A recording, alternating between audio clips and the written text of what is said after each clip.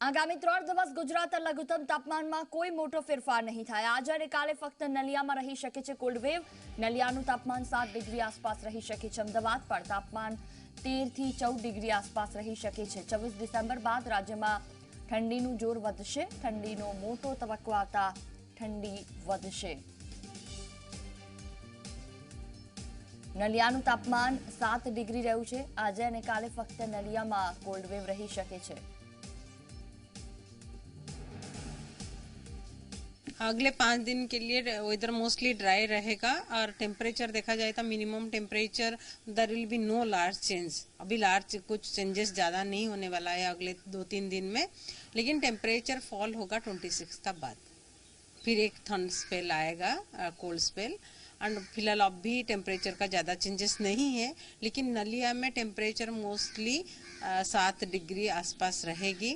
और हमने day 2 day 3 के लिए नलिया को भी कोल्ड वेव में रखा है। विंड मोस्टली अभी north easterly to easterly winds are prevailing पूरे स्टेट में। इवन कोस्ट में भी easterly to north easterly winds are there. And अभी wind speed mostly 10 to 15 knots coast में रहेगी। અમદાવાદમાં એસવીપી હોસ્પિટલમાં અન્ય તબીબી સેવાઓ શરૂ થશે। આજથી એસવીપીમાં શરૂ થશે અન્ય તબીબી સેવા। માર્ચ મહિનાથી કોરોના દર્દીઓને જ સારવાર અપાઈ રહી હતી। કોરોનાની સ્થિતિ કાબૂમાં આવતા નિર્ણય લેવામાં આવ્યો છે। તમામ મેડિકલ પ્રોટોકોલનો અમલ કરી અન્ય સેવાઓ શરૂ કરવામાં આવશે। જનરલ મેડિસિન, ગાયનેક, સર્જરી સહિતની સેવાઓ પણ શરૂ થશે। મા કાર્ડ અને અન્ય ઇમરજન્સી ઓપીડી ટૂંક સમયમાં શરૂ કરાશે।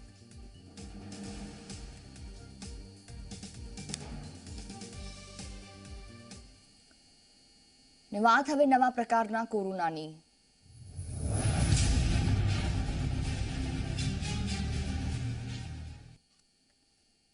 યુકેથી ભારત આવતી તમામ ફ્લાઇટ્સ બંધ કરવામાં આવી। યુકેમાં કોરોનાનું ઘાતક સ્વરૂપ જોવા મળ્યા બાદ આ નિર્ણય લેવામાં આવ્યો છે। આવતીકાલ મધરાતથી તમામ ફ્લાઇટ્સ બંધ રહેશે। 31 ડિસેમ્બર સુધી આ ફ્લાઇટ્સ બંધ રહેશે। આવતીકાલ સુધી ફ્લાઇટમાં જે આવે તેના માટે આરટી-પીસીઆર ટેસ્ટ ફરજિયાત છે। નાગરિક ઉડ્ડયન મંત્રાલયે આ જાહેરાત કરી છે। માત્ર આજના દિવસ પૂરતી જે તમામ ફ્લાઇટ્સ આવવાની છે તેમાં આરટી-પીસીઆર ટેસ્ટ કરી લોકોને પ્રવેશ અપાશે। આવતીકાલથી આ ફ્લાઇટ સંપૂર્ણ રીતે બંધ। 31 ડિસેમ્બર સુધી આ નિર્ણય યથાવત રહેશે। નાગરિક ઉડ્ડયન મંત્રાલયે આ જાહેરાત કરી છે।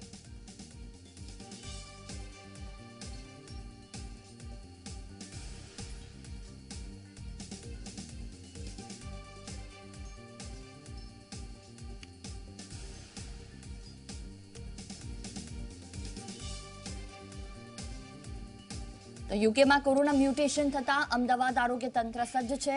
લંડનથી આવતી ફ્લાઇટના પેસેન્જરનો મેડિકલ ચેકઅપ થશે। સૂત્રો પાસેથી આ માહિતી મળી છે। તમામ પેસેન્જર્સનો આરટી-પીસીઆર ટેસ્ટ કરવામાં આવશે। પેસેન્જર્સને આરટી-પીસીઆર રિપોર્ટ્સની રાહ જોવી પડશે।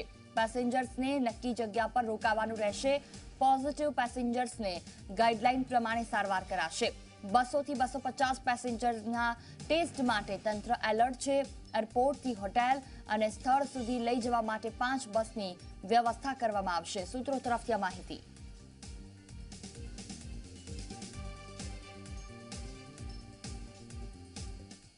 એક બાજુ કોરોના વાયરસ સામે વેક્સિન આવવાની આશા તો બીજી બાજુ કોરોનાના એક નવા પ્રકારે લોકોની ચિંતા વધારી દીધી।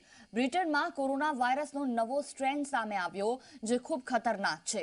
આ વાયરસનો સ્ટ્રેન મૂળ વાયરસ કરતા 70 ગણો વધારે ઝડપી છે। બ્રિટનમાં કોરોનાના નવા સ્ટ્રેન મળવાથી હડકંપ મચી ગયો। યુરોપ સહિત દુનિયાના અનેક દેશોએ બ્રિટન સાથેનું પરિવહન હાલ પૂરતું સસ્પેન્ડ કરી દીધું। ભારત સરકારે પણ 31 ડિસેમ્બર સુધી ફ્લાઇટ્સ પર રોક લગાવી છે। કોરોનાનો નવો સ્ટ્રેન શું છે?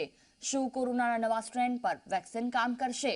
કેન્દ્રીય આરોગ્ય મંત્રાલય આ સ્ટ્રેનને ભારતમાં આવતો રોકવા બીજા શું પગલાં લઈ રહ્યો છે? જો સૌથી પહેલા આ ખાસ રિપોર્ટ।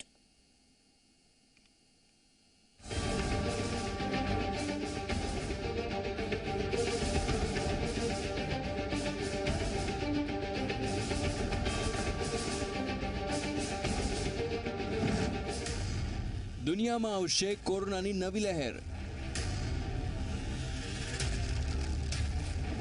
શું બેકાબુ છે કોવિડનો નવો સ્ટ્રેન?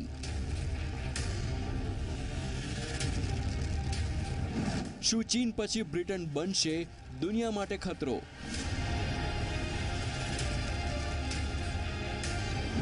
કોવિડના નવા અવતારથી સાવધાન। 2 અઠવાડિયા પહેલા કેટલું ખુશ હતું બ્રિટન. 8 ડિસેમ્બરે કોરોનાની પહેલી વેક્સિન આપવામાં આવી હતી. ખુશીથી બ્રિટનના પીએમ બોરિસ જોન્સને તેને વેક્સિન ડે જાહેર કર્યો હતો. પરંતુ માત્ર 12 દિવસ પછી બ્રિટનમાં ફરી હડકંપની સ્થિતિ છે. લંડનની ખાલી ઓક્સફર્ડ સ્ટ્રીટને જુઓ. રસ્તાઓ ખાલી છે, મોલ બંધ છે, સંપૂર્ણ રીતે સન્નાટો ફેલાઈ ગયો છે. ક્રિસમસ શોપિંગની જગ્યાએ લોકો ઘરમાં કેદ છે. ક્રિસમસ જેવા પ્રસંગે લોકો પોતાના ઘરમાં કેદ થવા મજબૂર બનશે તે 1 અઠવાડિયા પહેલા વિચારવું મુશ્કેલ હતું. લોકો મજબૂર છે કેમ કે કોરોનાના નવા પ્રકારના વાયરસને રોકવા સરકાર તરફથી કડક લોકડાઉન લગાવવામાં આવ્યું છે. સમાચાર છે કે રાજધાની લંડન સહિત પૂર્વી ઇંગ્લેન્ડમાં કોરોના વાયરસનો નવો પ્રકાર સામે આવ્યો છે જે બેકાબૂ છે.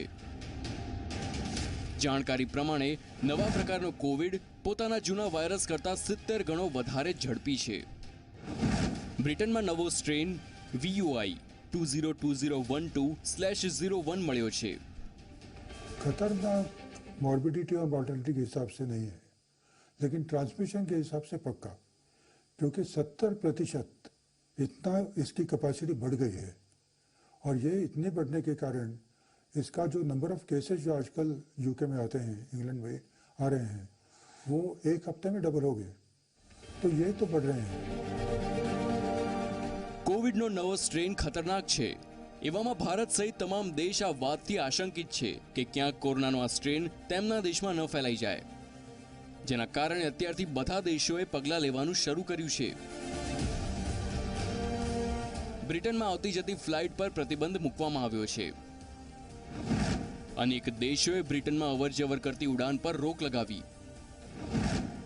નેધરલેન્ડે વર્ષના અંત સુધીમાં ઉડાન પર પ્રતિબંધ મૂક્યો છે.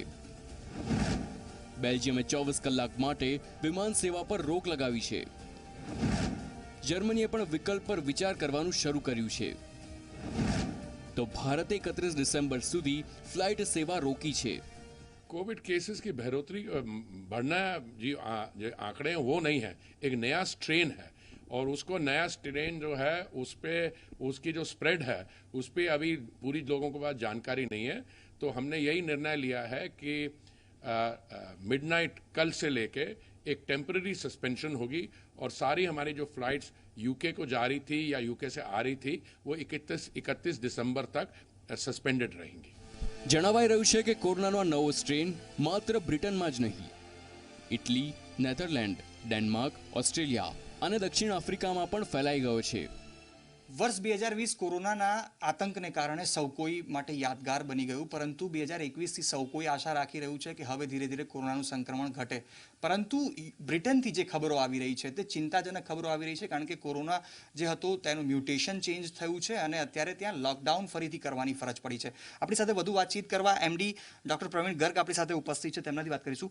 સર, મ્યુટેશન ચેન્જ થયું છે, કેટલું ભયાનક લાગી રહ્યું છે? કારણ કે અમદાવાદ સહિત રાજ્યભર અને દેશમાં કોરોનાના કેસીસ ઘટી રહ્યા છે, પણ આ વિષય કેટલો ચિંતાજનક હવે શું થઈ શું રહ્યું છે સાહેબ?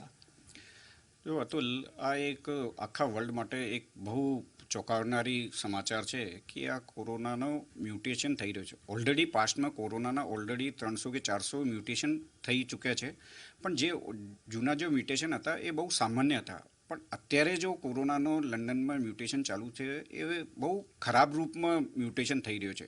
ખરાબ રૂપમાં એટલે કે આની ટ્રાન્સમિસિબિલિટી જો છે એ 70%થી વધારે છે. એટલે બહુ ફાસ્ટ ઝડપથી એક જે પેશન્ટ હોય અતિ સામાન્યમાં ફાસ્ટ એ ઇન્ફેક્શન ફેલી રહ્યો છે. દરેક એક માણસથી બીજા ઇન્ફેક્ટેડ જે હેલ્ધી માણસ હોય આમાંનો પ્રસાર થઈ રહ્યો છે. અને આની જો R વેલ્યુ છે એટલે રિપ્રોડક્ટિવ જો વેલ્યુ હોય વાયરસની, આની સંખ્યા 1થી વધારે પહોંચી ગઈ છે. અને રૂટીનમાં લોકડાઉનમાં એવું હતું, જ્યારે સ્ટ્રિક્ટ લોકડાઉનનું ઇમ્પ્લિમેન્ટેશન કર્યું તો R વેલ્યુ ખાસી ઘટી ગઈ છે, એટલે વાયરસનું સંક્રમણ ઓછું થઈ ગયું હતું. પણ આ જો નવો મ્યુટેશન આવ્યો છે આની R વેલ્યુ પણ વધારે છે અને આની 70% ટ્રાન્સમિસિબિલિટી છે. એટલે આ વાયરસ ઝડપથી આખા યુકેમાં બહુ પ્રસાર થઈ રહ્યો છે. એટલે ગવર્મેન્ટના મજબૂરીમાં આખા યુકેમાં લોકડાઉન કરવાની આ શરૂઆત કરી છે ગવર્મેન્ટ. જોકે અનેક એક્સપર્ટ્સનું એમ પણ માનવું છે કે આ વાતના કોઈ પુરાવા નથી કે આ વાયરસ વધારે ખતરનાક છે. No evidence so far that this variant behaves differently, but of course we're being cautious to evaluate this properly, as I explained. And so what they're looking at is to see if there's any changes in the development of neutralizing antibody. So far we don't have any evidence that this variant behaves differently. તેની વચ્ચે બ્રિટનની સામે એક નવી મુશ્કેલી પણ આવી ગઈ છે. બ્રિટનની નેશનલ હેલ્થ સર્વિસ એટલે કે NHSના જણાવ્યા પ્રમાણે ફાઇઝર વેક્સિનના કારણે 2 લોકોને એલર્જીક રિએક્શન થયું છે. પરંતુ આ મુશ્કેલી તેટલી વધારે નથી જેટલો વધારે નવા વાયરસનો ખોફ છે.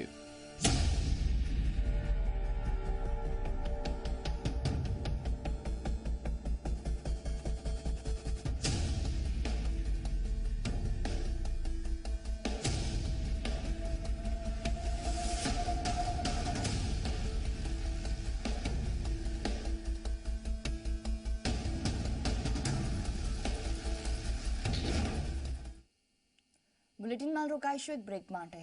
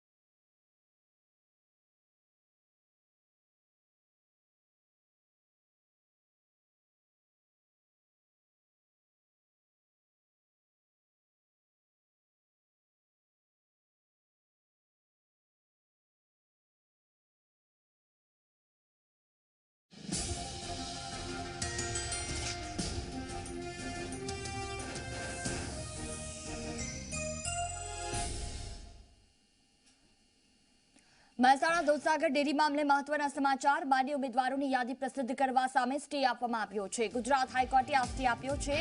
બુધવારે યાદી પ્રસિદ્ધ થવાની હતી, જે મામલે હાઈકોર્ટમાં અરજી દાખલ કરવામાં આવી હતી. ગુજરાત હાઈકોર્ટે બીજો હુકમ ન થાય ત્યાં સુધી યાદીની પ્રસિદ્ધિ કરવા સામે સ્ટે આપ્યો છે.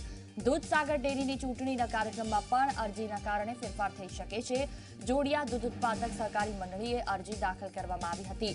વિપુલ ચૌધરીની જોડિયા મંડળી છે, જેને ખોટી રીતે મંડળીને ક વર્ગમાં ધકેલી ઉમેદવારી રદ કરવાનો કારસો રચવામાં આવ્યો હોવાની અરજી દાખલ કરવામાં આવી છે.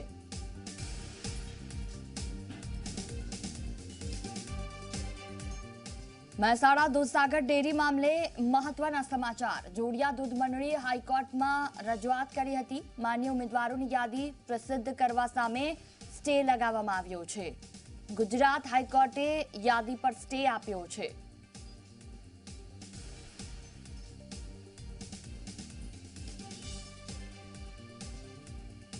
અરજીના કારણે ચૂંટણીનો કાર્યક્રમ બદલાઈ શકે છે.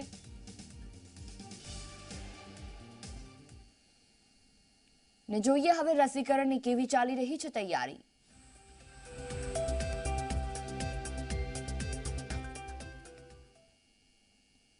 સુરતમાં કોરોનાની રસી આપવાની તૈયારીઓ પૂરજોશમાં ચાલી રહી છે. જિલ્લામાં 3 લાખ વયસ્કોને આપવામાં આવશે રસી. મતદાર યાદીના આધારે ઘરે જઈ ડેટા એકત્ર કરવામાં આવ્યો છે. ગંભીર બીમારી ધરાવતા 9000 લોકોને ત્રીજા તબક્કામાં કોરોના રસી મૂકવામાં આવશે. રસીને સાચવવા માટે ખાનગી કોલ્ડ સ્ટોરેજ પણ તૈયાર કરવામાં આવ્યું છે. રસી આવે તો તરત જ રસીકરણ શરૂ કરવાની તમામ તૈયારીઓ પૂર્ણ કરી દેવામાં આવી છે.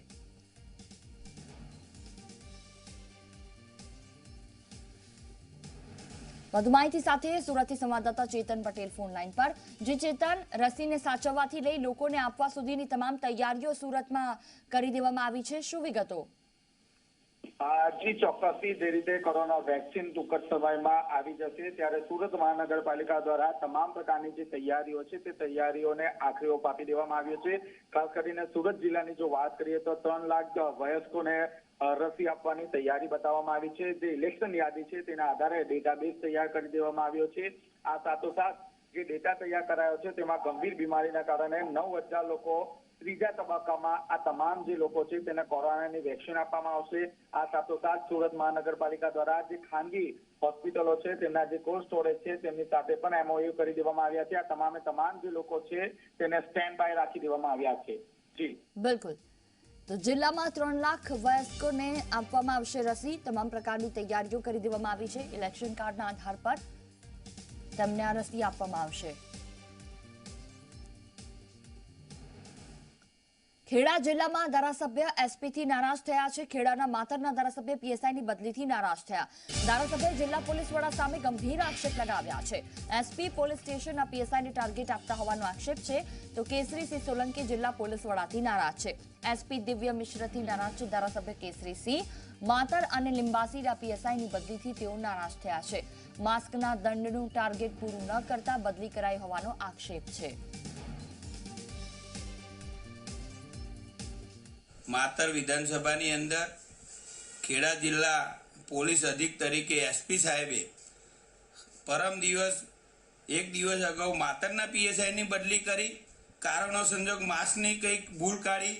આજે માતર તાલુકાના લીંબાસી ગામના પણ એસપીની સિંગલ એક બદલી કરી અને મેં એસપી દ્વારા ફોન કરવામાં આવ્યો તો સરકારમાં કે માસનું મારે ટાર્ગેટ પૂરું થતું નથી. 2 મહિનાથી હું એસપીને એટલે પીએસઆઈને રજૂઆત કરું છું, એટલે કે ટાર્ગેટ પૂરું નતા કરી શકતા, એટલે મેં એમને બદલી કરી છે.